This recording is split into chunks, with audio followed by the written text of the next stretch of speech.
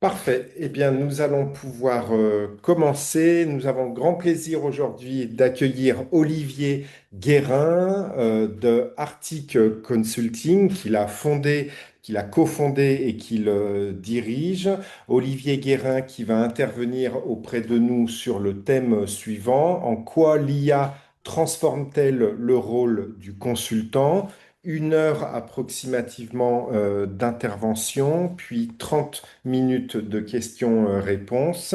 Intervention qui est réalisée dans le cadre du certificat Manager la performance des organisations avec l'IA, de l'IAE Paris-Sorbonne et de Néocognition, et dans le cadre également du réseau Alumni de l'IAE Paris-Sorbonne. Merci beaucoup à toi, cher Olivier, d'être présent ce soir et de nous accorder de ton précieux temps. Nous sommes tout oui et nous t'écoutons attentivement. Je te passe la parole. Écoutez, merci beaucoup, Michael. Alors, je ne sais pas si mon écran bouge ou pas. Pour l'instant, Si... on voit ta première de couverture. D'accord. Ok. Écoutez, bonjour à toutes et à tous. Merci de m'accueillir, hein. Donc, je vais me présenter en quelques mots. Olivier Guérin, moi, je suis, comme le disait Michael, l'associé cofondateur d'un cabinet de consulting qui s'appelle Arctic Consulting. Nous sommes aujourd'hui une soixantaine de consultants. Et alors, pourquoi j'interviens dans ce, dans ce séminaire, dans cette intervention? C'est tout simplement parce qu'effectivement, ça fait plus de 40 ans maintenant que je fais du conseil. Je suis passé par différents cabinets. Euh, Historiquement, j'ai travaillé chez Cooper Brandt, qui n'existe plus aujourd'hui, mais que vous connaissez tous sans doute sous le nom de PwC.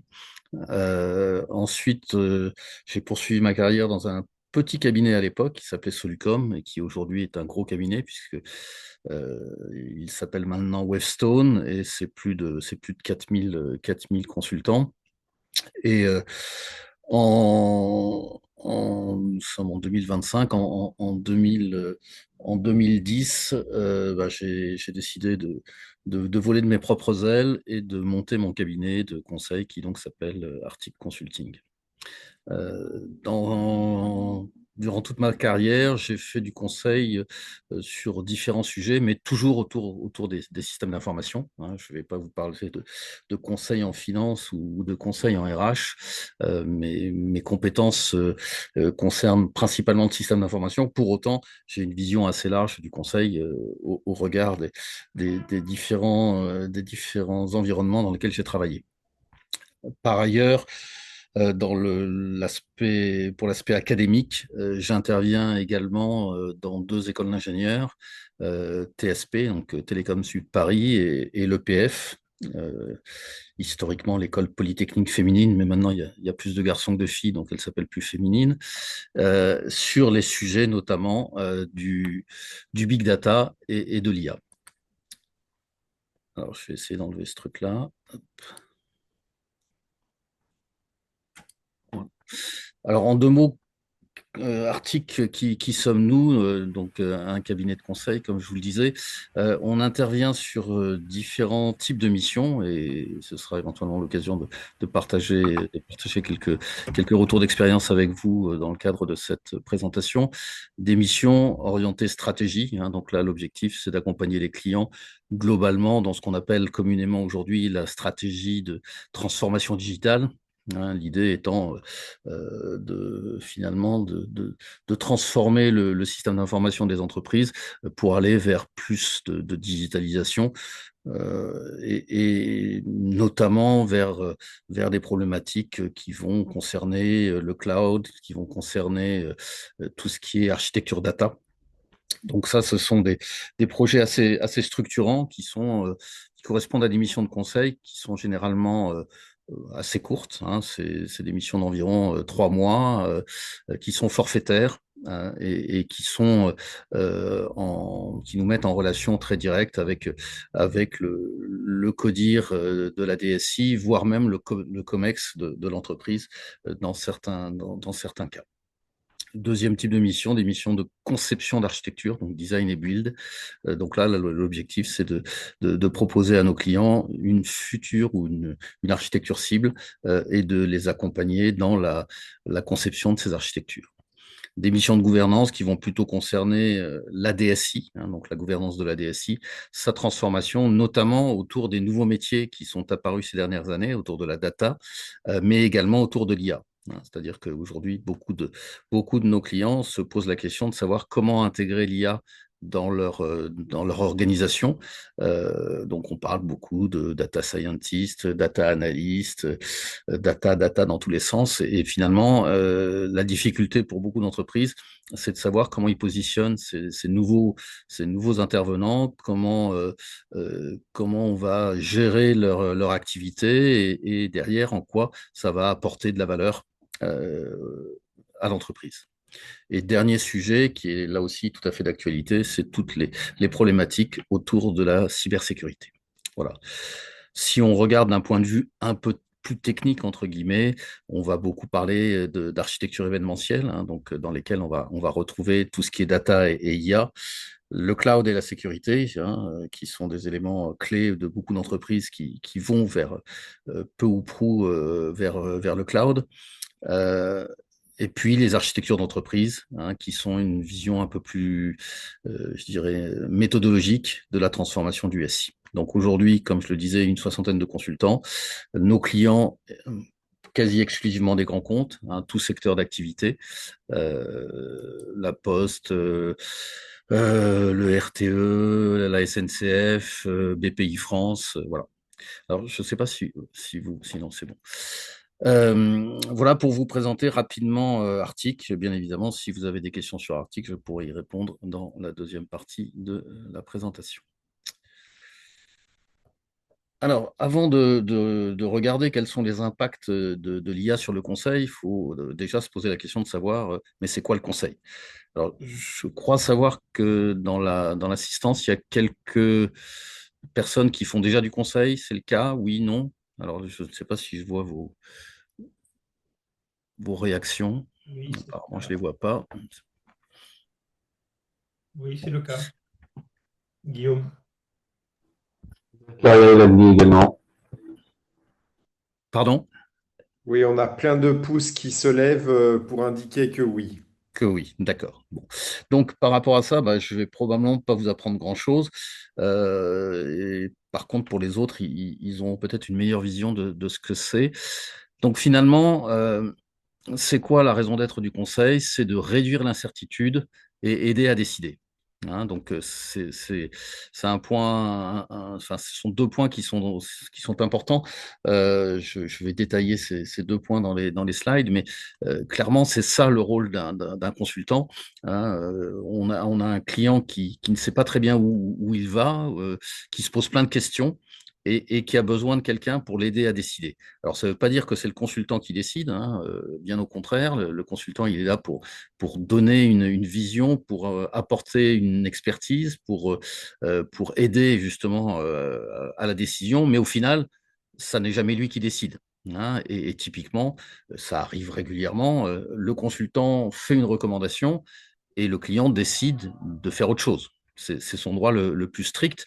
En revanche, le consultant a essayé, autant que faire se peut, de convaincre le client de la décision qu'il doit prendre.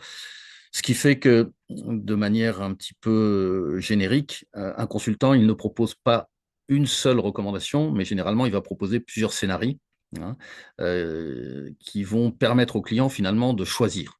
Hein. Donc, on n'arrive jamais avec une solution unique parce que dans ce contexte-là, ben, le client n'aurait pas les moyens effectivement de donner son avis. Soit il est d'accord avec le consultant et puis tant mieux, mais s'il n'est pas d'accord, finalement, il n'a pas d'alternative. Donc, on est la plupart du temps dans une logique de proposer plusieurs scénarios. Donc, sur ce slide, ce que je réaffirme, c'est que le métier du conseil, ça consiste à apporter une expertise externe. Donc ça, c'est un point important. La plupart du temps, c'est une expertise externe. Alors, il y a certaines entreprises qui ont une entité ou une structure interne de conseil, mais ça n'a pas du tout la même valeur parce que la plupart du temps, si c'est quelqu'un de l'interne qui propose quelque chose ou qui fait une recommandation, l'entreprise va avoir tendance entre guillemets, considérer qu'elle n'est pas forcément totalement pertinente.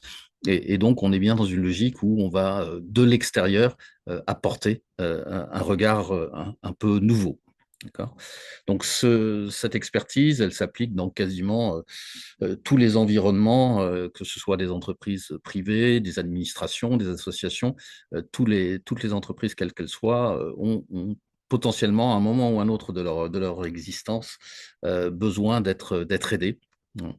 L'objectif étant de résoudre des problèmes, euh, de manière un peu générale, d'améliorer la performance et ou de mettre en place des transformations.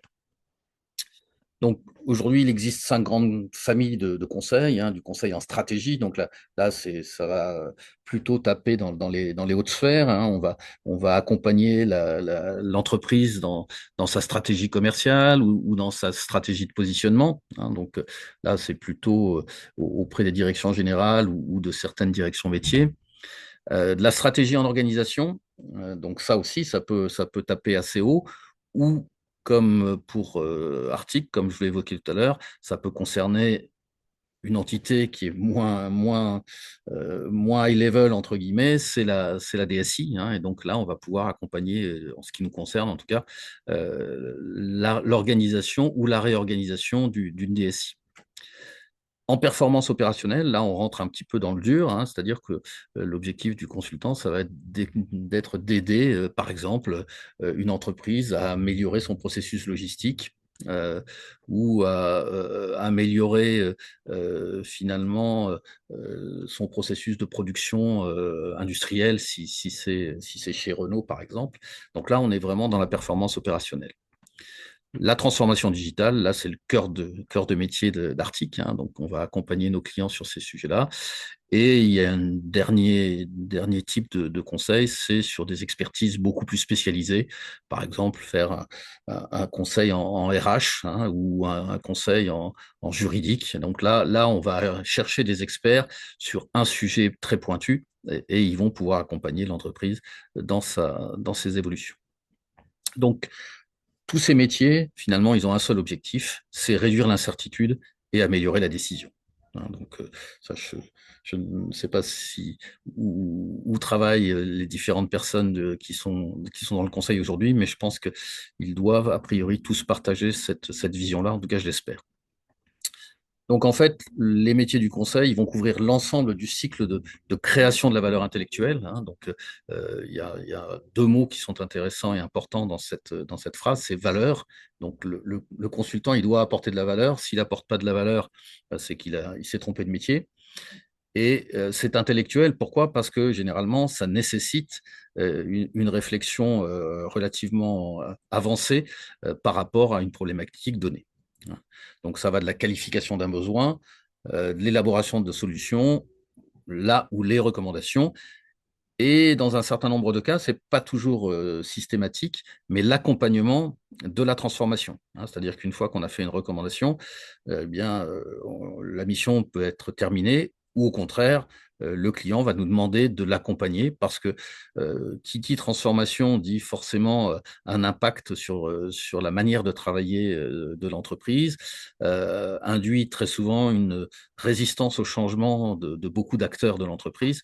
Et donc cet accompagnement de la transformation va être un élément presque aussi essentiel que la nature de la recommandation qui a pu être faite. Et du reste, on s'aperçoit quand on accompagne cette transformation que parfois certains objectifs peut-être un peu trop ambitieux qu'on avait, on les bémole dans la réalité du terrain pour faire en sorte qu'au final, cette transformation réussisse, même si elle n'est pas absolument totale par rapport à la recommandation de base. Je ne sais pas, Michael, les questions, c'est complètement à la fin ou il peut y en avoir au milieu ou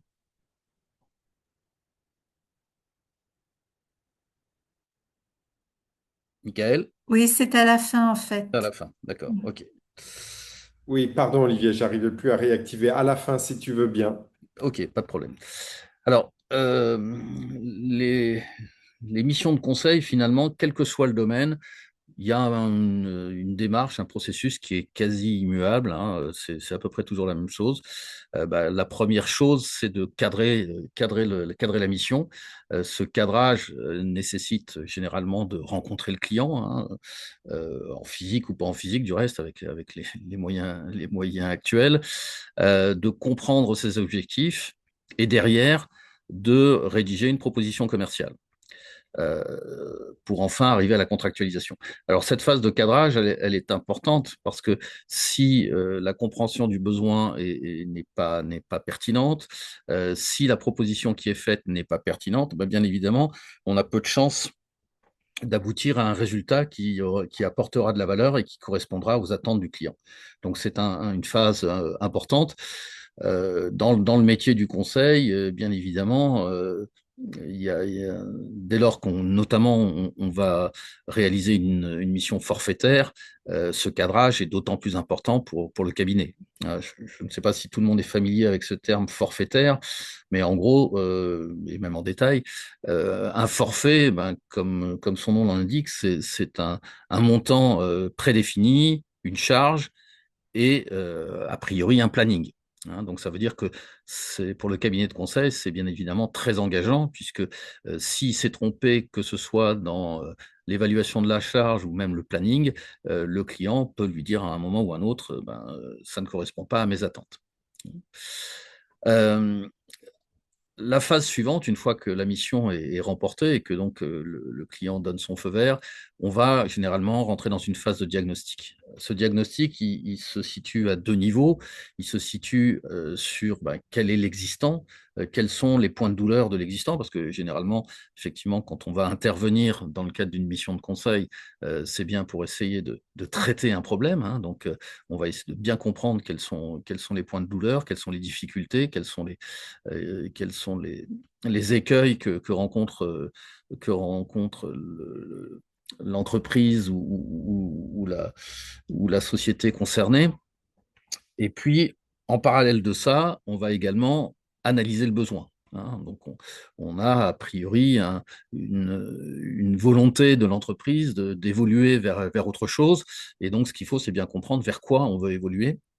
Et donc, cette phase d'analyse de l'existant vont généralement se dérouler au travers d'interviews, d'ateliers, voire de benchmarks, si l'entreprise souhaite que l'on compare son mode de fonctionnement avec celle d'autres entreprises qui sont dans le même secteur, par exemple. Hein. Donc, ça va permettre là aussi d'affiner le besoin. Si vous avez une entreprise dans le retail euh, qui, euh, qui décide d'accélérer sa croissance dans le e-commerce, ça peut être intéressant, par exemple, qu'elle regarde ce que fait Amazon ou comment elle le fait. Et donc, cette logique de benchmark va être très intéressante pour cadrer de manière la plus efficace possible le besoin à couvrir. Ensuite, on va faire un gap analysis. Hein, c'est de dire, vous voulez aller là, vous êtes là. C'est quoi la différence qui existe entre les deux, et finalement, sur quoi va-t-on devoir agir pour réduire cet écart et donc atteindre la cible telle qu'elle pourrait être imaginée. Et donc là, à l'issue de ce diagnostic, on va formaliser des objectifs hein, qui sont les moyens de savoir où on veut aller. Hein, puisque finalement, on a toujours cette problématique. On sait d'où on part. Maintenant, on sait aussi où on veut aller. Et dans la troisième phase, on va élaborer effectivement des recommandations. Donc, comme je le disais tout à l'heure, ces recommandations, on va pas donner une recommandation, mais on va plutôt faire une série de scénarios pour essayer de caler le mieux possible le champ des possibles. Généralement, on en fait au moins trois. Alors pourquoi trois? Parce que finalement, quand on est dans une situation donnée, euh, le premier réflexe, c'est d'éviter de tout casser. Et donc, on va avoir un premier scénario qui sera plutôt un scénario de continuité L'idée étant d'éviter de trop chambouler les choses et notamment de réduire les risques de, de résistance au changement tels que je les ai évoqués tout à l'heure. Le deuxième scénario, ça va être un scénario de rupture. Donc là, on va complètement casser finalement la manière de travailler ou les architectures existantes et avec bien évidemment un risque plus important vis-à-vis de ce scénario. Et puis, il y a généralement un troisième scénario qui est un scénario j'allais dire, médian, hein, qui essaie de tirer parti d'une cible très ambitieuse, mais qui la ramène à des problématiques et à des enjeux qui sont plus en lien avec l'existant. Bien évidemment, pour comparer ces différents scénarios, on va avoir des évaluations qui vont être à la fois financières, qui vont être liées aux améliorations obtenues et aussi, bien évidemment, aux risques associés. Hein, de telle sorte que on puisse se dire, ben, voilà, ce risque-là, on est prêt à le prendre ou pas. Hein, et si on est prêt à le prendre, ben, ok, on y va. Si on n'est pas prêt, ben, on n'y va pas. Et c'est là où finalement, ces différentes recommandations, il va y avoir une décision du client. Hein, c'est bien le client qui, sur la base des différents scénarios qu'on lui aura proposés, va faire un choix. Alors nous, on va bien évidemment pousser l'un ou l'autre des scénarios en considérant que de notre point de vue, c'est celui qui est le meilleur, mais l'entreprise va pouvoir, si elle le décide, en prendre un autre. Voilà. Ensuite, la phase d'après, ben, c'est une fois que le scénario cible est identifié, ben, il va falloir le mettre en place. Hein, donc, ça peut conduire à faire des choix de solutions, hein, des choix de solutions d'outils, des choix de solutions d'architecture. Voilà, donc ça, c'est des éléments qui vont être bien évidemment importants dans le cadre d'une transformation digitale notamment.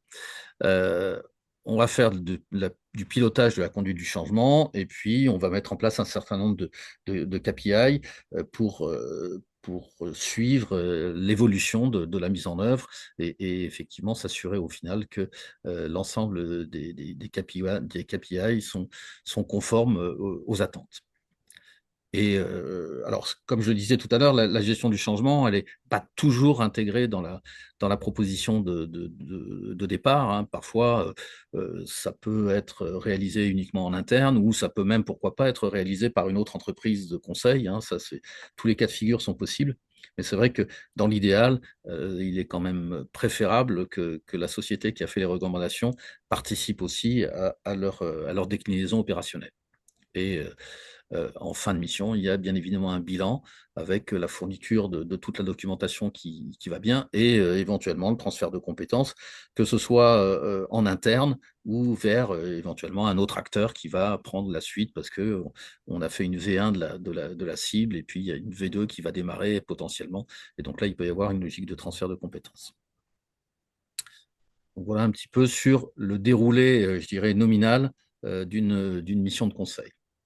Alors, une fois qu'on a dit ça, bah, finalement, qu'est-ce qu'on constate? C'est que la manière de formaliser ou de matérialiser le travail du consultant, bah, ça va être délivrable. Hein. Et délivrable, il y en a tout un tas. Hein. Ça peut être une présentation stratégique, ça peut être une note d'analyse, ça peut être un benchmark sectoriel, ça peut être des modèles ou des analyses chiffrées, des comptes rendus de réunion et des recommandations.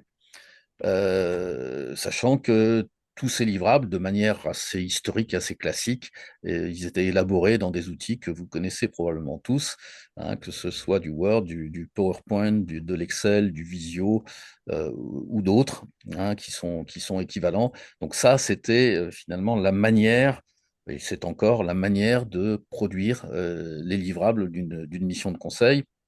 Sachant que ces livrables, ils vont servir à structurer la réflexion. Hein, donc, on va formaliser et formuler finalement les résultats de notre réflexion, partager les analyses. Hein, ça, c'est un élément important. Alors, bien évidemment, ce partage d'analyse, il se fait lors de présentations qui peuvent être faites dans différentes instances, mais ça laisse également une trace sur comment on a compris et comment on a évalué et analysé le problème.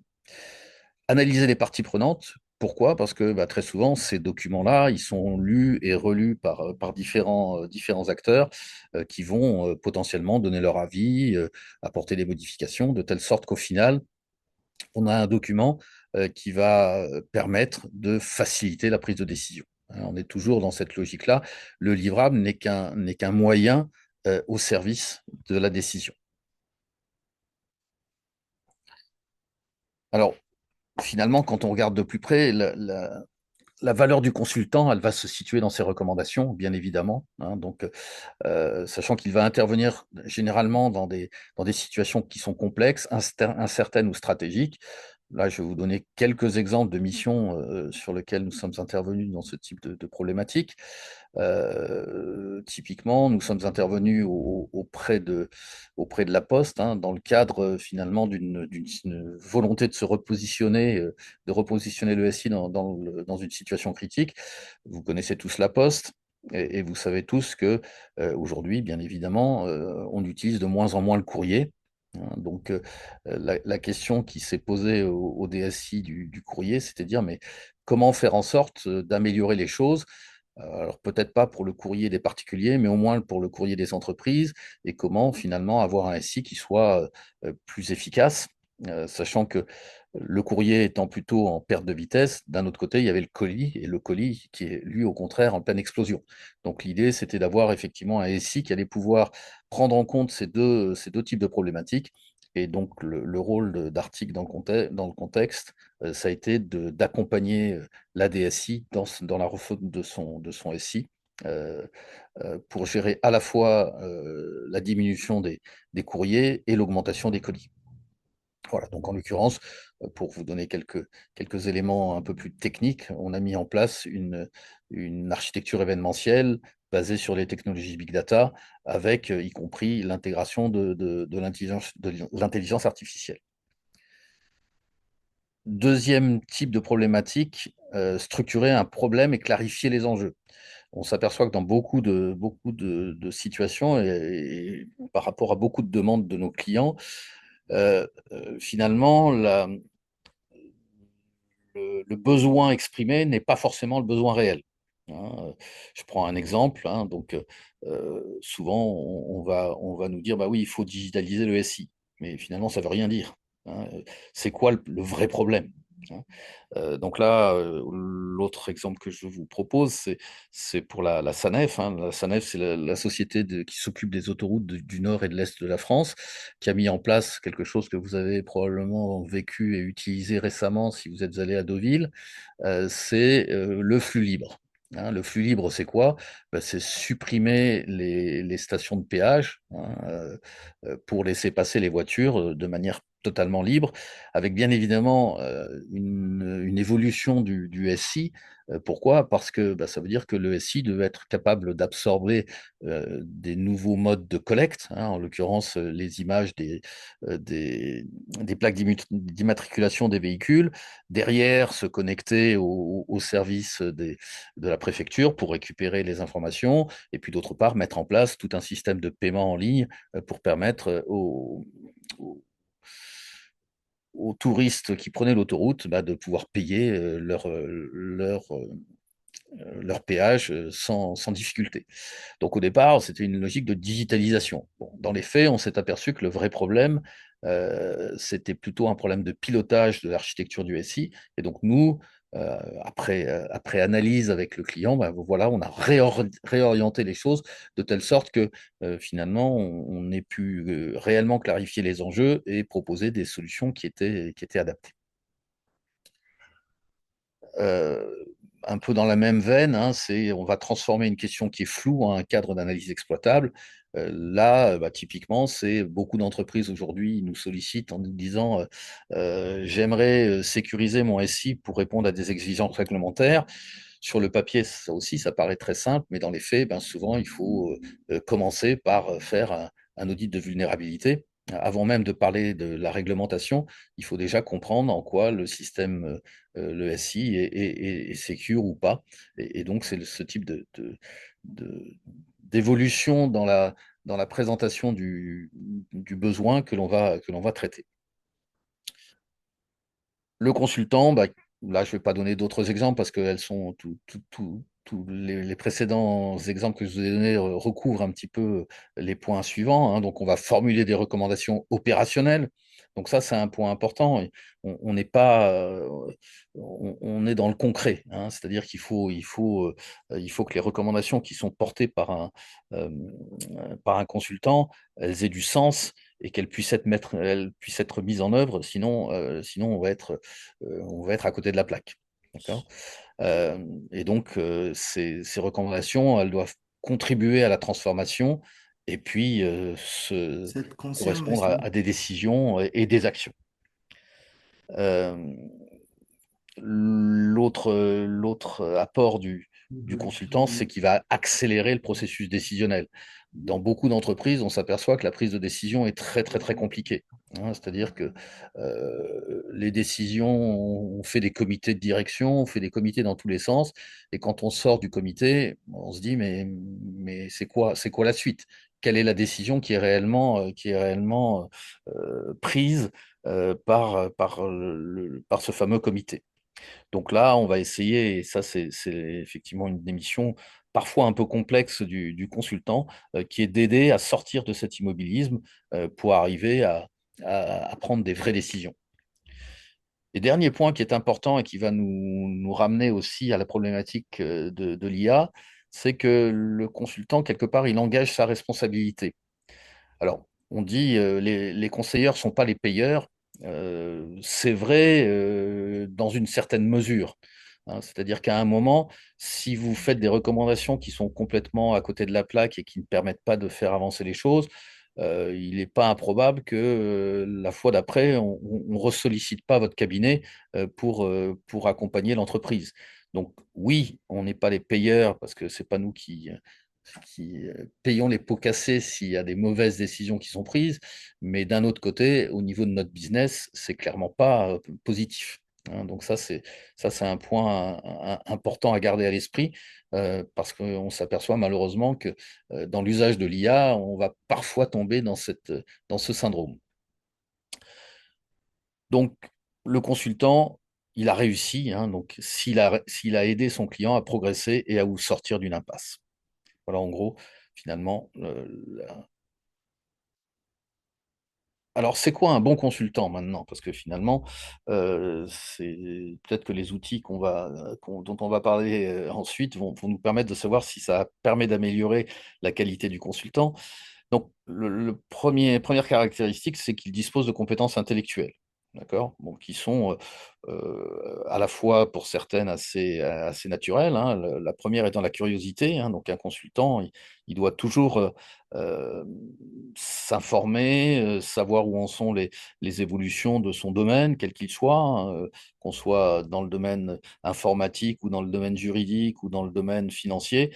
Il est absolument indispensable, finalement, de garder cette curiosité en permanence.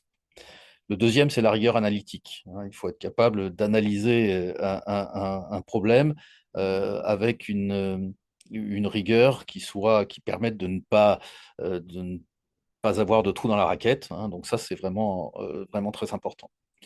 Et le troisième, alors je l'ai mis dans les compétences intellectuelles, on pourrait le mettre dans les compétences relationnelles également, c'est l'adaptabilité. Un consultant, il doit être capable de s'adapter et notamment à l'écosystème de son client, hein.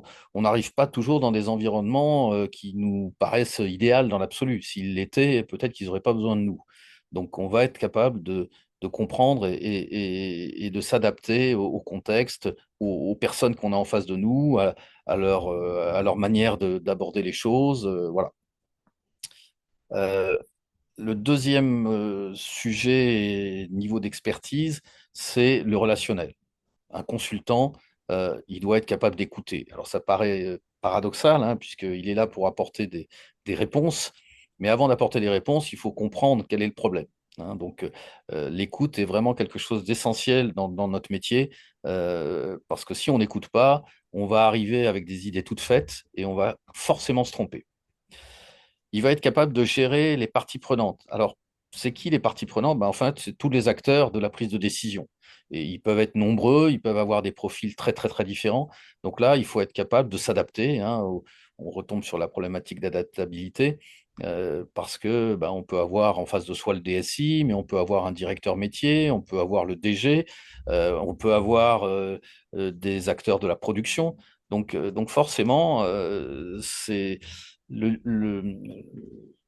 discours à tenir vis-à-vis de ces différents acteurs n'est pas forcément le même, et il va falloir que nous, on soit capable de gérer justement cette diversité de profils et d'être capable de les accompagner les uns et les autres.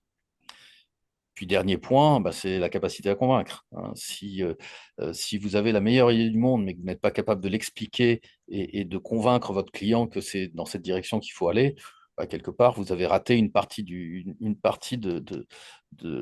l'objectif. Ensuite, vous avez des qualités qu'on va appeler professionnelles au niveau du conseil, hein.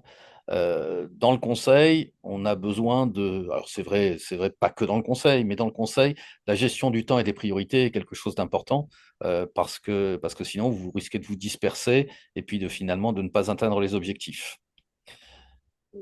Le deuxième point que j'évoque là, il n'est pas si évident que ça, parce que malheureusement, parfois, on a des consultants qui ont l'impression d'être les sachants et que donc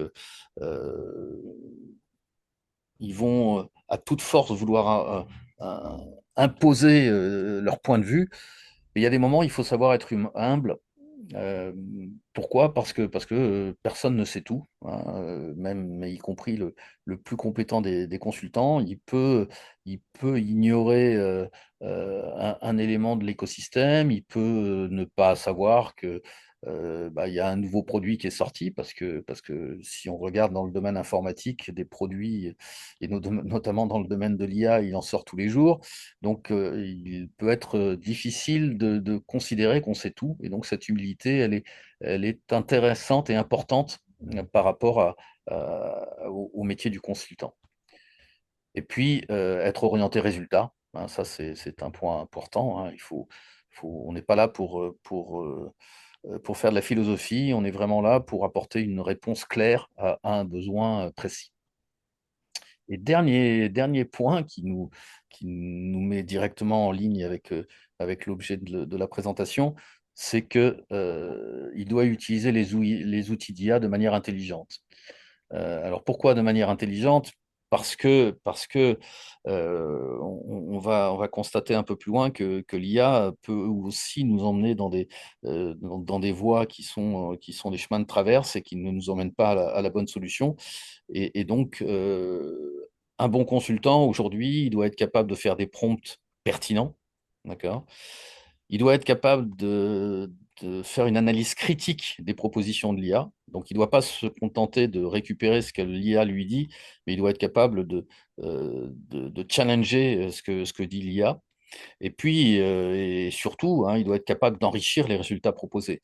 Pourquoi il doit être capable de les enrichir? Parce que finalement, à un moment ou un autre, tous les consultants vont utiliser l'IA, donc ils vont tous obtenir le même résultat. Si personne ne se pose des questions supplémentaires, et donc le fait d'enrichir les résultats est vraiment quelque chose d'essentiel. Donc en gros, un bon consultant, c'est un expert de son domaine, capable de s'adapter à l'écosystème de son client et qui sait aussi tirer parti de l'apport de l'IA. Donc finalement, l'IA, aujourd'hui, je vous disais tout à l'heure que le résultat des consultants, c'est les livrables qu'il va produire. Aujourd'hui, finalement, on s'aperçoit que l'IA va nous permettre d'automatiser une grande partie des livrables du consultant, hein. Et c'est sur cet aspect-là des choses, bien évidemment, que l'on va le plus s'appuyer sur l'IA, même s'il y a d'autres aspects également. Donc, on va trouver tout un tas d'outils. Aujourd'hui, je ne vous ai pas mis la cartographie des solutions d'IA, mais dans le cours que je donne à l'EPF, je leur fais sur trois slides l'évolution depuis ces 5 dernières années. Sur le premier slide, vous avez une dizaine de solutions qui sont présentées. Sur le deuxième slide, vous en avez une cinquantaine. Et sur le troisième, on ne voit même plus le nombre de solutions qui sont présentées, tellement le slide est plein. D'accord? Et les icônes sont toutes petites, hein, je vous rassure, hein, voilà. Donc, les outils autour de l'IA, ils explosent dans tous les sens. Mais en tout cas, en ce qui concerne les consultants, il y a un certain nombre de tâches qui vont être clairement pertinentes pour l'usage de l'IA. Donc, bien évidemment, il y a tout ce qui est génération rapide de contenu structuré, hein, donc que ce soit du texte, des synthèses, des recommandations. L'IA aujourd'hui est capable de répondre à des questions qu'on lui pose et à nous apporter des réponses qui peuvent ou non être pertinentes, mais en tout cas, ça fait partie des outils qui sont à notre disposition. L'autre utilisation de l'UA, c'est la capacité d'analyse et de synthèse de très gros volumes de données, hein. Aujourd'hui, si vous avez des bases de données de plusieurs téras et qu'on vous demande d'analyser finalement le comportement associé aux résultats et au contenu de ces bases, si vous devez le faire à la main, ben, ce sera quasi impossible. Donc là, l'IA va être un outil magique, hein, j'allais dire, par rapport à cette capacité d'analyse et voire de synthèse.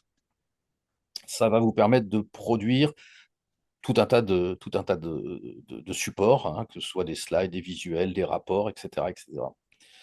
Ça va vous permettre de générer et comparer rapidement des hypothèses ou des scénarios, hein. Vous lui dites, voilà, moi j'ai tel scénario d'architecture, et puis j'ai le deuxième scénario d'architecture. Donne-moi ton avis sur ces deux scénarios, avec les forces et faiblesses de chacun. Et hop, l'IA va vous apporter un certain nombre de réponses. Il y a des outils plus basiques qui concernent tout ce qui est gestion des comptes rendus et d'aide à la prise de notes et génération automatique de ces comptes rendus. Donc là, bien évidemment, c'est des outils que vous pouvez utiliser quasi au quotidien, que vous soyez consultant ou pas, du reste. C'est vraiment des choses tout à fait pertinentes. Et puis, il y a l'aide au développement d'applications. Alors là, on sort un petit peu du métier du conseil en tant que tel, quoique dans un certain nombre de cas, finalement, et en tout cas dans le métier d'Arctic, on peut être amené à imaginer des POC, hein, des proof of concept. Et dans le cadre de la réalisation de ces POC, ben, il peut être utile d'utiliser des outils de coding et de développement qui sont basés sur des solutions d'IA. Alors, l'adoption de l'IA, aujourd'hui, elle paraît quasiment incontournable et ceux qui n'iraient pas dans cette direction, probablement, risqueraient de disparaître. Donc là, je vous ai mis les résultats d'une petite étude qui va un petit peu au-delà du monde du conseil, hein, mais donc c'est une étude réalisée par une société qui s'appelle Intap, qui a consulté 830 entreprises américaines et anglo-saxonnes et sur une base similaire entre 2025 et 2024. En 2024, il y avait 48% des sociétés qui disaient déclarer utiliser des outils d'IA. En 2025, c'est passé à 72%. D'accord. Donc, il est très probable que si en 2026, cette même étude nous amène à des chiffres style 85 ou 90% des professionnels vont utiliser de l'IA. Donc ça veut dire qu'aujourd'hui, c'est à peu près incontournable et toutes les communications des grands cabinets, hein, vont dans ce sens-là, bon, sachant que parfois ils s'appuient sur cette logique d'utilisation de l'IA pour licencier, mais ce qui n'a absolument, généralement, absolument rien à voir. Mais ça, c'est un autre problème. Donc, parmi les usages, beaucoup concernent la synthèse et la génération de documents, hein. C'était les éléments que j'évoquais dans mon slide précédent.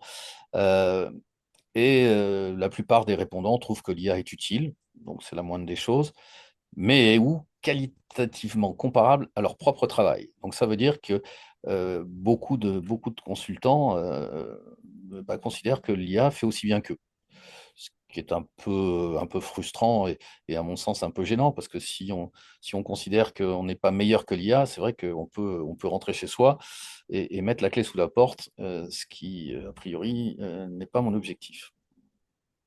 Donc les outils d'IA, ils vont nous permettre, bon, générateur de texte, assistant de recherche, générateur de slides, donc ils sont devenus des ressources intégrées dans les routines de production intellectuelle des consultants, hein. Donc aujourd'hui, euh, si vous avez l'occasion de faire intervenir des consultants ou si vous-même vous êtes consultant, il est très probable que vous ayez déjà utilisé ou en tout cas voulu utiliser des outils d'IA.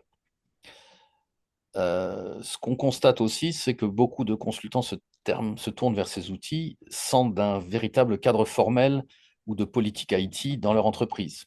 Donc, on est plutôt dans du shadow IT, hein. Ça veut dire que si vous regardez, et si je regarde moi dans mon cabinet, effectivement, les consultants utilisent l'IA de manière assez naturelle et assez systématique sur un certain nombre de sujets.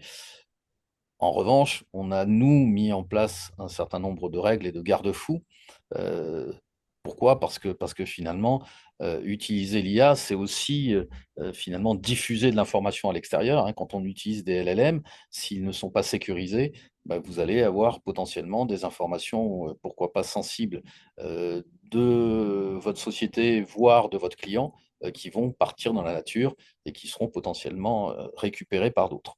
Donc ça, c'est quelque chose de très important finalement dans la problématique liée à l'utilisation de l'IA, c'est qu'il faut définir des règles.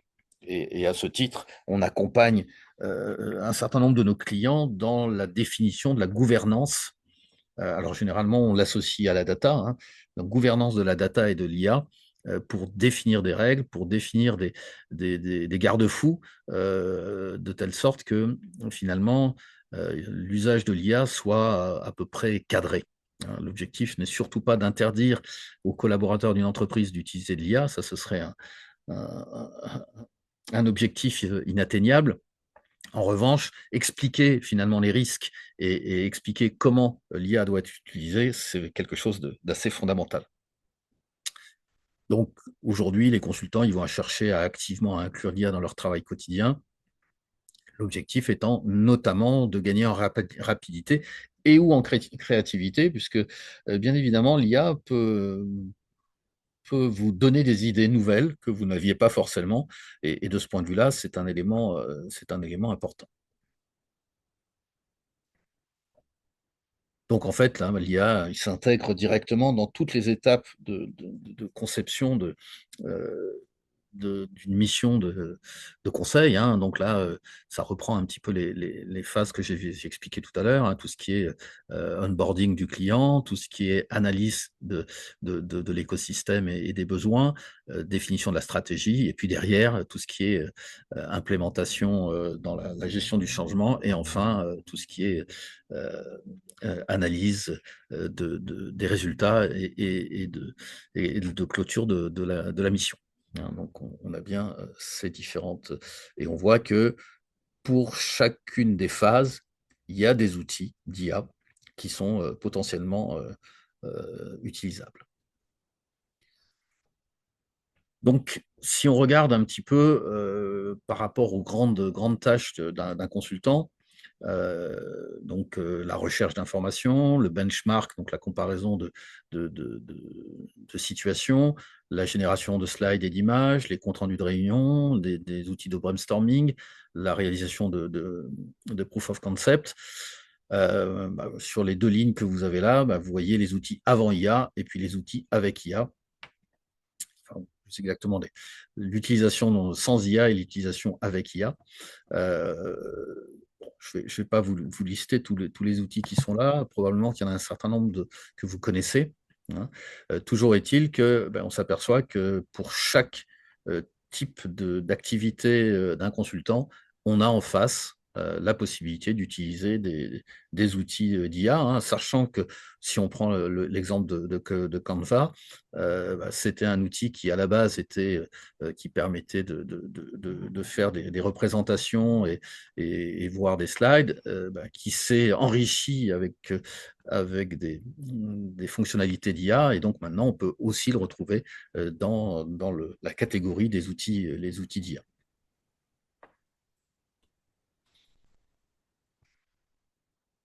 Donc là aussi, je balaye quelques outils, hein. Une fois encore, c'est pas du tout exhaustif. Donc avec Whisper, qui est un outil qui vous permet de faire de la dictée vocale intelligente, hein, qui va vous transformer du voix en texte structuré avec de la reformulation. Hein, donc voilà, vous avez Granola qui est là aussi orienté prise de notes intelligente en réunion, résumé automatique, extraction de points clés. Voilà, donc sur ce tableau, vous voyez effectivement certaines forces et faiblesses, mais ce qui est intéressant finalement, c'est les opportunités pour un consultant. Hein. Dans l'un comme dans l'autre cas, on va accélérer la production, que ce soit de compte rendu de réunion, de mise en place de réflexion. Voilà, donc on va aller beaucoup plus vite dans toute cette phase de gestion de la communication avec notre client, hein, de manière générale. Les outils qui sont présentés ici sont le premier, le Lovable. C'est un outil un peu particulier, hein, qui est plutôt orienté vers la création de POC. Hein, c'est ce que je vous ai évoqué tout à l'heure par rapport à notre métier. Donc, ce sont des outils qui sont probablement moins utilisés par des consultants en stratégie ou en efficacité opérationnelle. Mais dans le domaine de l'IT, c'est vraiment des outils qui sont très intéressants.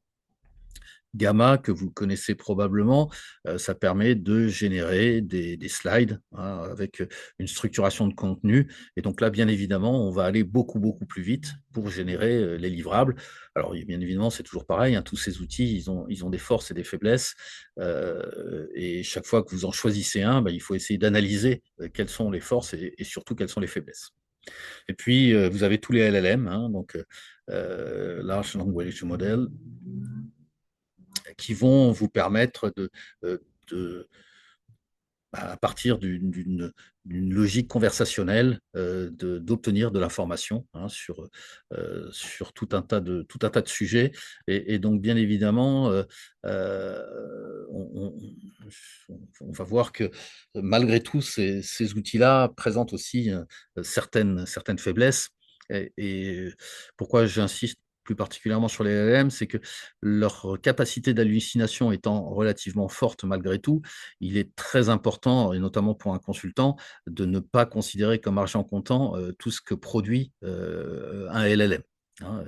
Et ça, c'est un élément important dans le cadre du métier du conseil que d'être très attentif à ce type de problématique. Donc, en gros, l'IA, elle va permettre de produire des propositions plus vite. Hein, donc, si j'ai rencontré un client qui m'a exposé son besoin, il me demande de lui faire une proposition, bien évidemment, si je veux faire une proposition un petit peu enrichie, entre guillemets, je vais pouvoir m'appuyer sur l'IA pour aller chercher, par exemple, des exemples de scénarios pour répondre à son besoin, des exemples de livrables pour présenter ce qu'on pourrait faire dans le cadre de la mission, etc., etc. Donc, on va avoir une génération rapide de trames, de benchmarks, de reformulation. Aussi une analyse des informations qui concernent le client. Hein. Vous êtes sollicité par un client que vous ne connaissez pas bien. Vous allez interroger les LLM pour avoir de l'information sur tel ou tel client. Il va vous donner tout un tas d'informations que vous auriez pu éventuellement retrouver de manière classique avec les moteurs de recherche sur Google ou autres. Mais là, le travail va être fait de manière quasi immédiate par le ou les LLM que vous allez utiliser. Ça va vous permettre, si vous êtes un petit peu à l'aise avec le prompting, d'avoir une adaptation plus fine de vos propositions. En revanche, le risque, c'est que tout le monde fasse la même chose et qu'au final, la proposition que vous aviez l'impression d'être un petit peu différente de ce que peut proposer vos concurrents, elle va se retrouver finalement assez formatée, hein, avec une moindre différenciation. Donc ça, ce sera un point qu'il va falloir que le consultant, dans cette phase d'élaboration de proposition, prenne en compte pour ne pas se donner l'impression qu'il a fait une superbe proposition, mais le problème, c'est que tout le monde a fait la même. L'autre impact, c'est que les clients, ils ne sont pas idiots, donc ils savent bien qu'on va utiliser l'IA pour faire nos propositions. Donc, ils vont nous imposer des délais de réponse de plus en plus courts, hein. Euh, bon, moi, ça fait un certain nombre d'années que je fais du conseil, mais quand j'ai commencé à faire du conseil, on n'avait pas d'ordinateur personnel. Donc, quand on faisait une proposition, généralement, on l'écrivait sur un cahier, on le passait un pool de dactylos, et c'est les dactylos qui tapaient la proposition à la machine, hein, ou éventuellement, quand les ordinateurs sont apparus, enfin, à l'ordinateur. Bon. Mais on avait à cette époque-là finalement des délais de réponse qui étaient relativement raisonnables. C'est-à-dire que le client nous faisait une demande et il nous demandait une réponse pour dans 3 semaines ou dans un mois. Quand les PC se sont généralisés dans toutes les entreprises et notamment dans les entreprises de conseil, les délais se sont réduits, hein. Et bien maintenant, c'est encore pire. Parce que pour un certain nombre de clients, il vous exprime son besoin et il veut le lundi et il veut la réponse pour le vendredi, considérant que de toute façon, avec tous les outils qui sont à notre disposition, on devrait être capable de produire la proposition dans un délai très, très, très court. Ce qui est sur le papier, pourquoi pas réel, mais dans la vraie vie, c'est tout à fait différent parce que forcément, le consultant qui a été sollicité, il travaille sur d'autres choses et il n'a pas forcément, malgré les outils de productivité qui sont à sa disposition, il va aussi avoir besoin de réfléchir, hein, parce que justement, l'objectif, c'est que quand on fait une proposition à un client, on essaie de lui apporter de la valeur, mais qu'elle ne soit pas standard, hein.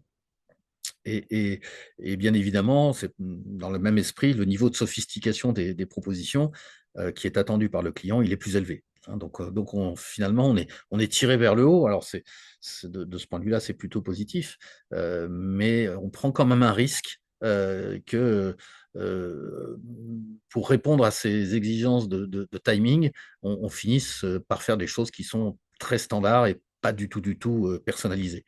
Donc, ce qui va être très important dans le cadre de notre métier et notamment sur la conception de propositions, c'est de se différencier sur la personnalisation qu'on va être capable d'apporter et sur la problématisation, donc excusez-moi, c'est un petit peu un barbarisme, humaine, hein. C'est-à-dire qu'il va falloir être capable de bien comprendre finalement les enjeux sous-jacents qui sont ceux du client pour essayer de lui apporter la réponse la plus pertinente possible, hein. Donc, on a vraiment quelque chose qui peut être assez complexe. Donc, la production des livrables devient de plus en plus simple, qui libère du temps pour la réflexion stratégique, hein. Donc, globalement, tout ce qui est tâches, hein, entre guillemets, finalement systématiques, les tâches d'analyse, on va pouvoir les effectuer beaucoup plus rapidement, que ce soit les synthèses documentaires, tout ce qui est benchmark. La production des livrables est accélérée également, les slides, les notes, les comptes rendus, hein. Autrefois, un compte rendu, entre le moment où vous aviez fait la réunion et le moment où vous sortiez le compte rendu, généralement, on allait mettre un junior qui allait y passer sa journée du lendemain. Puis, il y avait un senior qui relisait le compte rendu pour s'assurer qu'il n'y avait pas de bêtises. Et puis voilà, donc entre la réunion elle-même et la remise du compte rendu, de manière standard, on disait, bon, il faut un délai de 5 jours. Bon, aujourd'hui, on va être dans une logique où le compte-rendu, il est prêt dès le lendemain et il aura été relu et validé, a priori, par le senior, parce qu'il n'y aura même plus de junior dans la boucle, puisqu'on aura fait faire ça par une IA. On va pouvoir aussi également avoir une exploration élargie des hypothèses, hein, et donc des scénarios, hein. C'est-à-dire que globalement, vu qu'on est capable d'ingérer un nombre d'hypothèses qui peut être très très important, et les IA vont potentiellement nous proposer un nombre de scénarios plus important. Tout à l'heure, j'évoquais 3 scénarios de manière un peu systématique, mais là, on pourrait imaginer qu'il y en ait beaucoup plus, hein, sachant que pour chacun d'eux, la génération des forces et des faiblesses pourra être là aussi plus ou moins automatisée si les prompts qui ont été élaborés sont pertinents. L'intérêt aussi de l'IA, de ce point de vue-là, c'est qu'elle peut nous apporter des angles d'attaque un peu inattendus, hein. Ça peut être tout à fait pertinent de prendre en compte ce type de vision, parce que c'est pas quelque chose qu'on aurait imaginé comme ça en première approche, et l'IA va nous proposer quelque chose de différent. Donc, en résumé, ben finalement, le temps du consultant va se déplacer, hein, il va faire moins de production formelle et plus de cadrage stratégique, de hiérarchisation des besoins, d'arbitrage et puis d'interaction avec le client, hein. Donc, euh, en résumé, l'IA va accélérer la préparation et la production, mais elle ne remplace ni la compréhension fine des enjeux du client, ni la responsabilité du client, du consultant, pardon.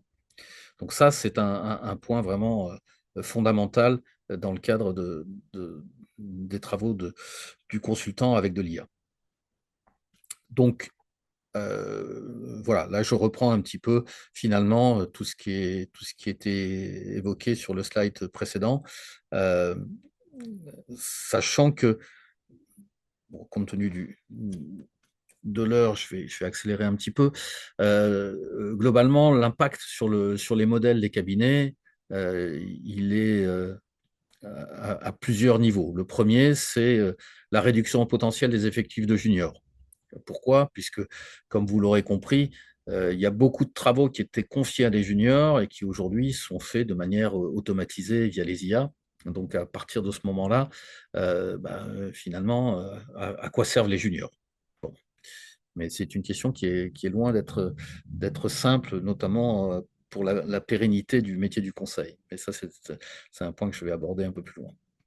Deuxième aspect, c'est que finalement, ça va revaloriser le conseil de haut niveau et la relation client, hein. Finalement, il y a des choses que ne pourront pas faire l'IA, c'est d'aller discuter avec le client, comprendre son besoin, l'amener dans une direction donnée, et ça, c'est pas une IA qui va le faire, hein. Donc, cette relation client, elle va être très, très, très, très importante dans le cadre de notre métier, hein. Euh, bon, alors il y a l'émergence de cabinets qui sont 100% augmentés par l'IA, hein. Voilà, donc, je ne suis pas sûr qu'ils réussissent forcément parce que je pense qu'ils vont oublier l'aspect humain que je suis en train d'évoquer. Et puis, il y a un autre phénomène qui est un peu plus insidieux par rapport au business model des cabinets, c'est qu'il va y avoir une pression sur la facturation à l'heure, hein. En fait, l'objectif, ce sera plus de dire j'ai besoin de 5 jours pour délivrer, enfin, pour fournir un document. On va dire, bah non, mais avec l'IA, vous pouvez le fournir en un jour. Donc, la question, ce sera plus sur le temps qu'on va passer sur les choses, mais plutôt sur la valeur qu'on va apporter aux choses, hein.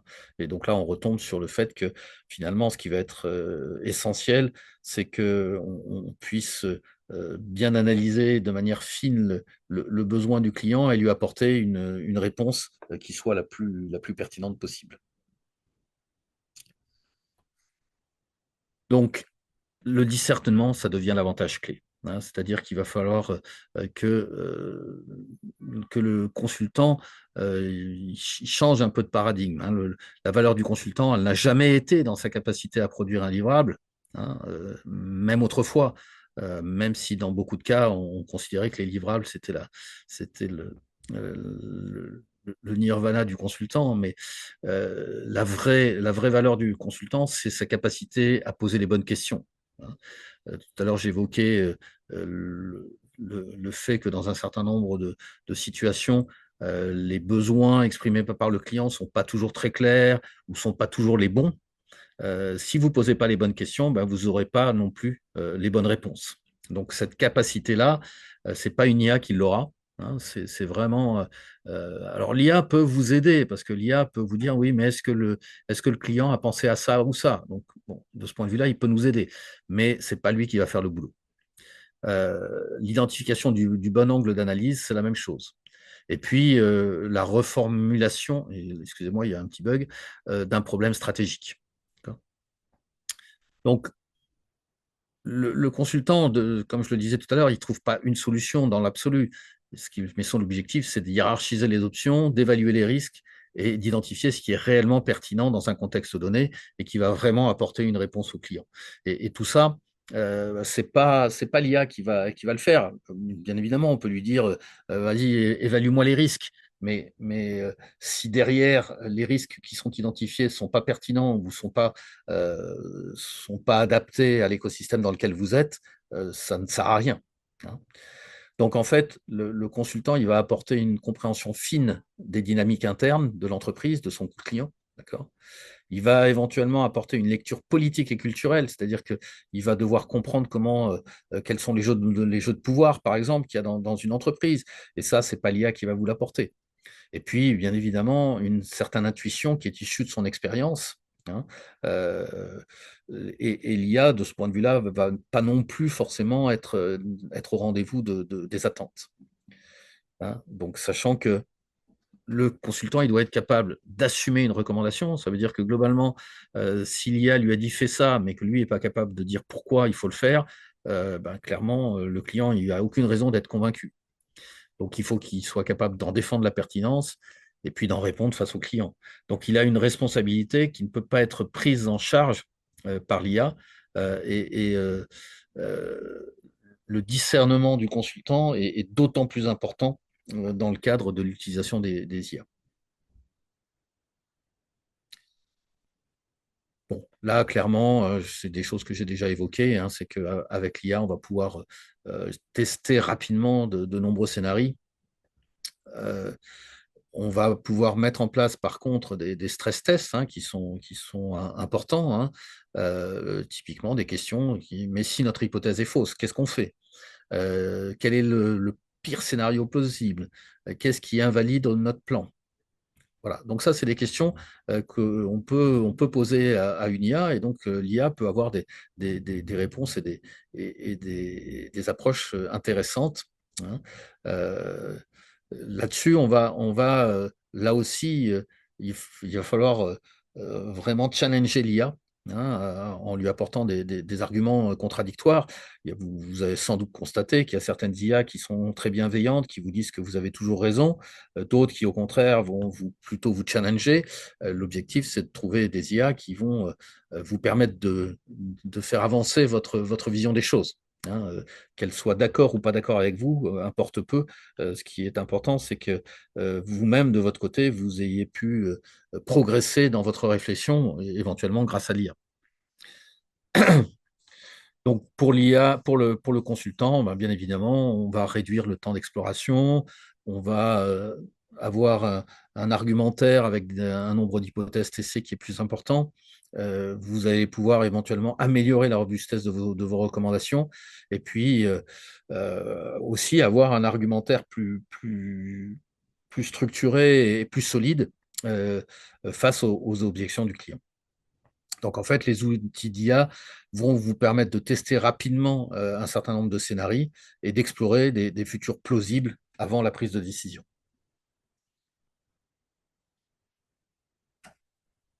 Alors, au travers de tout ce que je vous ai dit, j'ai évoqué un petit peu en filigrane quelques risques, hein. L'IA peut apporter énormément de choses, mais il y a aussi effectivement des biais et des problématiques qui vont aussi potentiellement survenir. Euh, donc les modèles, donc notamment les LLM, ils peuvent produire des réponses plausibles, mais totalement fausses. D'accord?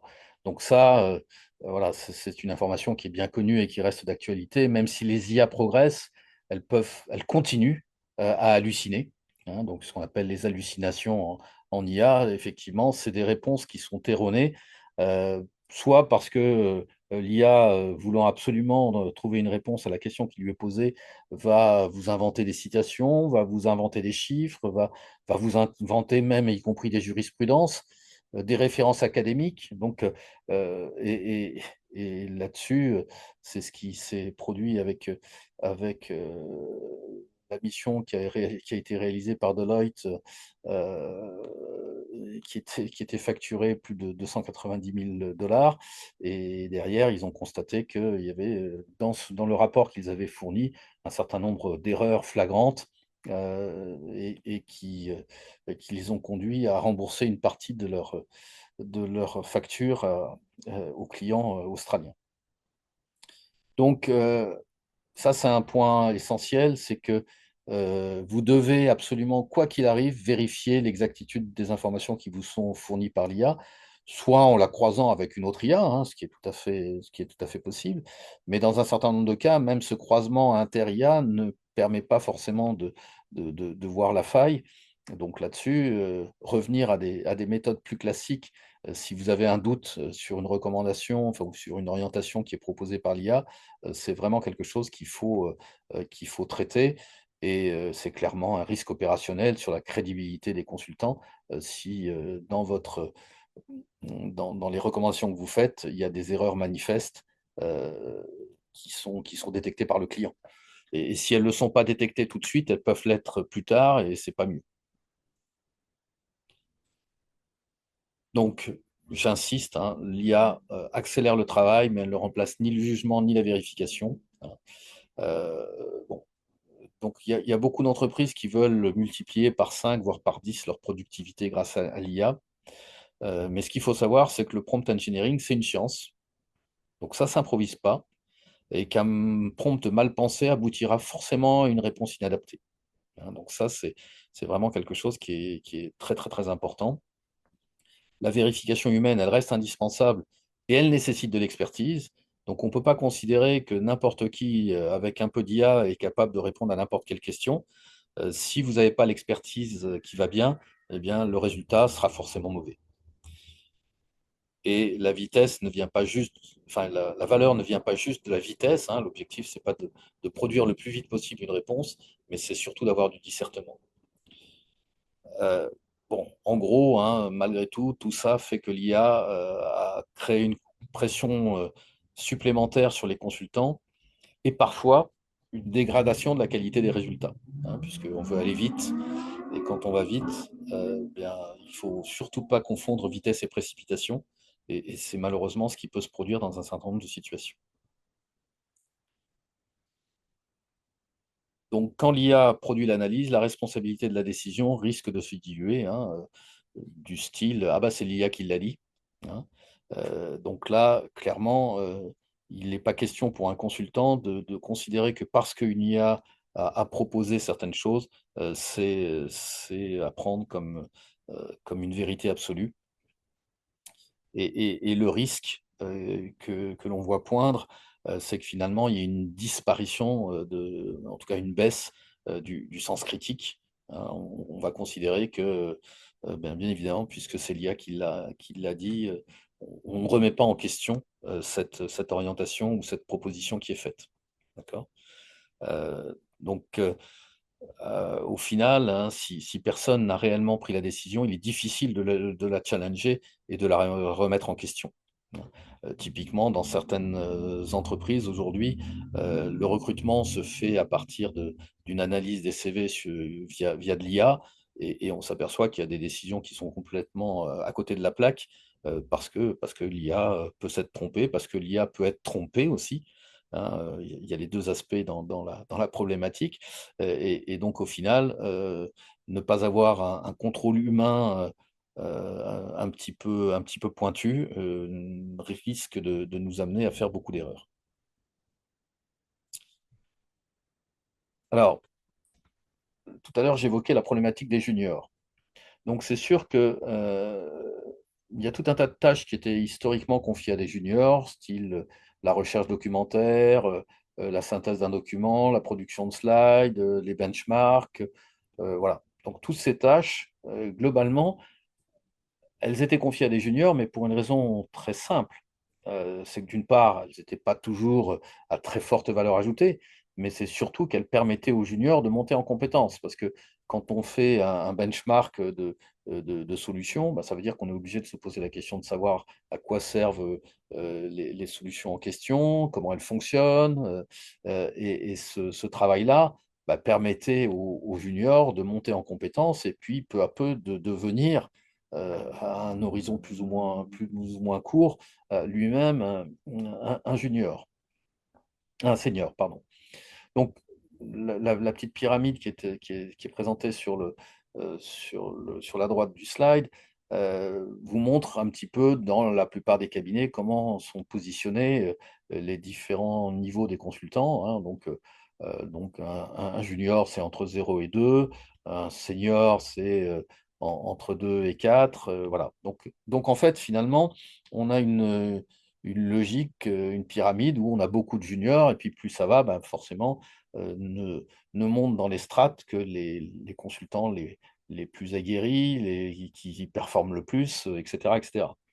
Mais si on coupe la base, eh bien, il y a un moment ou un autre, ben, il y aura plus de consultants seniors non plus, puisqu'il n'y aura pas eu de juniors.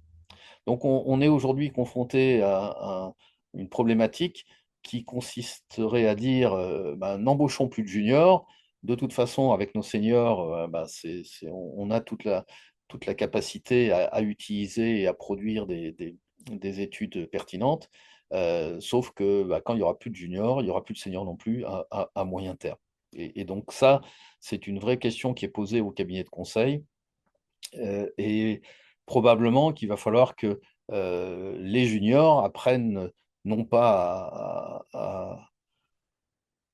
à utiliser de l'IA à tout va, mais plutôt à monter en compétence sur la vraie valeur du cabinet, quel qu'il soit, de manière un peu différente. Et ça, il va falloir faire preuve d'imagination.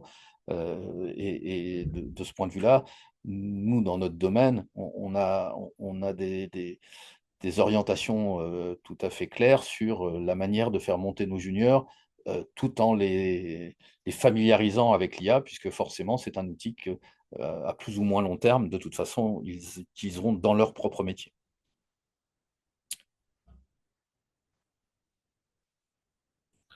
Donc, l'IA transforme fondamentalement notre métier.